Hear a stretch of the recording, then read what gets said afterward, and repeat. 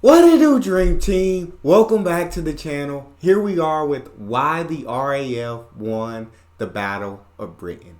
Now, before we dive into this video, please, if you happen to enjoy it, don't forget to hit that subscribe button, give the video a like, and let's figure out what the RAF did to win this battle. By the summer of 1940, things were not looking good for Britain. The jaws of the Nazi whale were set to swallow Jonah. The French had surrendered to Germany's blitzkrieg, and the British forces evacuated from Dunkirk had left almost all of their heavy equipment behind in France. Dang. It was an unenviable situation. After a failed attempt to make peace, Hitler ordered his commanders to make Britain the next target, with a preliminary date set for invasion later in the year with the codename Operation Sea Lion. 6 weeks of final preparation went into those plans. But that's where he effed up. That's where you effed up, Adolf. You came at the wrong country. You came at a country full of resilient people. Not just the soldiers that were fighting, but the men, women, and children. Everybody doing their part in this war effort to defeat you. You aimed yourself at the wrong country. 6 weeks to determine the history of 1,000 years. There were some problems, however. In order to carry out a successful invasion of the British Isles, Germany first needed control of the skies. And thus, the stage was set for the Battle of Britain. Should the Royal Air Force be destroyed, then Britain would be open to invasion. Should it survive, then Britain was safe. The stakes couldn't have been higher. The RAF was fresh off the Battle of France, and it incurred severe casualties both in its bomber and its fighter aircraft. It had a lack of pilots and a lack of aircraft over there, and by the end of it, things were significantly worse. The RAF often goes up and doesn't see anything to shoot at, and if you have nothing to shoot at, you can't shoot it down. Yeah. The key then for Britain... Yeah, nothing to shoot at. You can't shoot it down. The upcoming battle was to maximise her resources. With far fewer pilots to spare, RAF Fighter Command had to drastically improve its interception rate, ensuring that every fighter that went into battle actually met the enemy. Luckily, the head of the RAF, Air Chief Marshal Sir Hugh Dowding, had been preparing for this problem for a number of years. Yeah, really? Dowding has basically taken what was a system for defending the country during the First World War, which is relatively primitive. He's also come into contact with the people developing radar, and if you will, a light bulb's going off in Dowding's head, and he realises this is a crucial aspect of what he hopes to build. In 1940... That radar was huge. I learned about that in a different video in reference to the Battle of Britain on how big of an advantage radar was for Britain and how they were able to coordinate their attack so well. And so radar was definitely huge for them. Radar was still a relatively new invention, but it formed the first key part in Britain's air defences. It worked by firing off radio waves into the air and then using the waves which bounced back off of aircraft to calculate their position, direction and speed.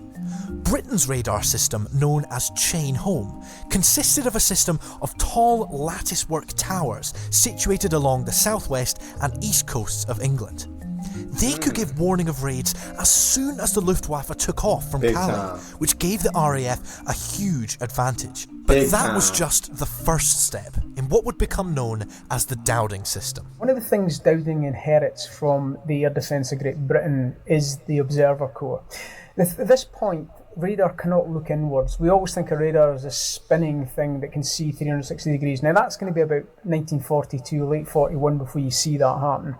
So once the enemy have crossed the coastline, it's up to the eyes and ears of the Observer Corps. These volunteers who sit in observer posts, maybe a couple of men, and it's their job using binoculars, radio, sextants, these type of instruments to record the height, the number and the direction of aircraft. And this information will be sent back to their filter rooms. They're hurricanes. 3 hurricanes on their tail. All yours, partner. The key word in all of this was filter. The filter room at Bentley Priory took in all these different streams of information, which you can see on the desk in these tokens, which indicate different reports on the height, number, direction, speed, and type of aircraft. This information was then filtered down into something more usable. The assessment acts as a sieve. The result of the sieving being shown in the form of a track, which gives only the basic and essential detail. And that key information... You see how much work is going in to be able to not only intercept the attack from the Germans, but also to coordinate their positions and where their planes are and how much work is going in, and they're moving around this board. And this is way back when, so it's like for them to coordinate so well, it was the key. It was the key in winning the war in the air. Was then updated every few minutes and sent along the line to the sector stations and the people that needed it most. Everyone, in fact, who must know of the movements of aircraft beyond our coast receives information which the filter room is able to supply. And so it's a combination of these two streams of information that end up ultimately on the sector tables of places like RAF Duxford. It's very information in and then out to the right people, and then ultimately ends up with the squadrons in the air. Tally ho! There they are, Jerry's.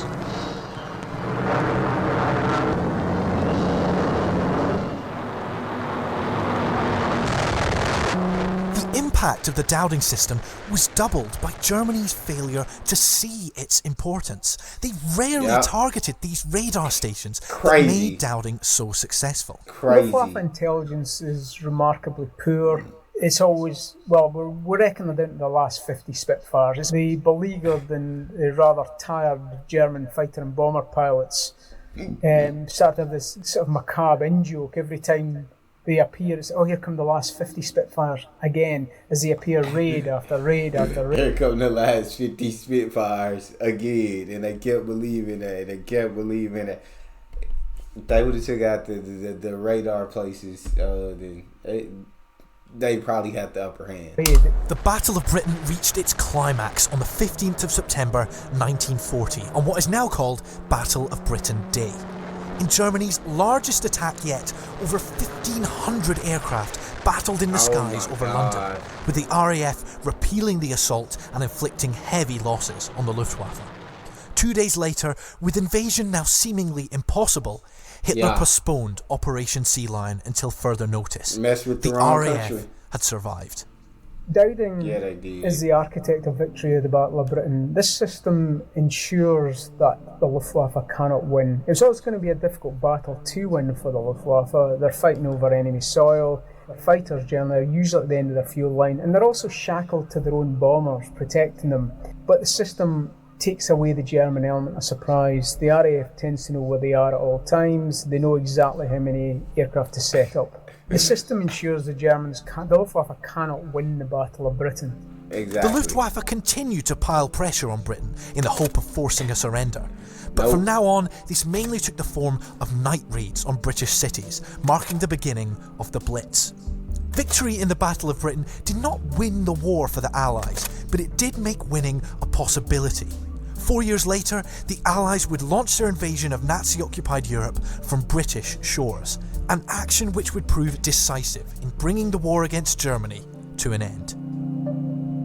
Thank you so much for watching that video. Please... You pointed yourself at the wrong country, Adolf. You pointed at yourself at the British, at a very resilient and experienced people. So, that's where you made one of your biggest mistakes. That's all we have. If you guys enjoyed that video, check this one out next. Also, don't forget to subscribe to the channel. Give the video a thumbs up. And I'll see you guys on the next one.